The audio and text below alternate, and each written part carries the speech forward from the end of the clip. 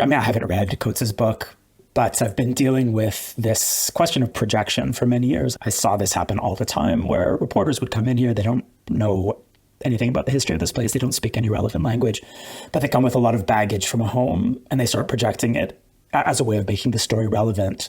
So, in the case of Americans, often they'll see race as if Israeli Jews are white people and Palestinian Muslims are black people, and that there are Americans who really believe that a country 8,000 miles away, which has a completely different history, completely unrelated to race in America, somehow maps onto America's racial preoccupations. And of course it doesn't. That's what they see because that's the skeleton in their closet. That's what they're processing in their own societies. And there's a history of projecting whatever ills you see in the world onto Jewish people and then condemning them as kind of the avatars of the ills that you see. So I'm not particularly surprised by it, to be honest.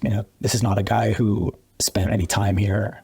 According to what I've seen, he was here for a week and a half or something, which, for the basis of a book is ludicrous. A good reporter looks at a place or goes into an interview or approaches a story with a willingness to understand the story on its own terms. And a bad reporter comes to a story and sees a mirror. They basically see any story as a reflection of themselves. The attempt to kind of map America onto other parts of the world has led Americans into grave errors of judgment. And the one that comes to mind most readily is the invasion of Iraq. I mean, America saw Iraq as an America in waiting.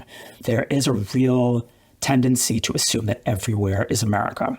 And if you do that, you're going to misunderstand foreign societies in a way that can be disastrous. I mean, in this case, it's just, a bad book that will be forgotten in a few weeks. But, wars have been started based on projections of American concerns on other countries. So it's very important when observing foreign societies to make sure that you're living in reality, that you're grasping the complexities of each society. I mean, it's an ultimately narcissistic approach to journalism. You just go anywhere and you say, oh, this is just like home. And that's not journalism.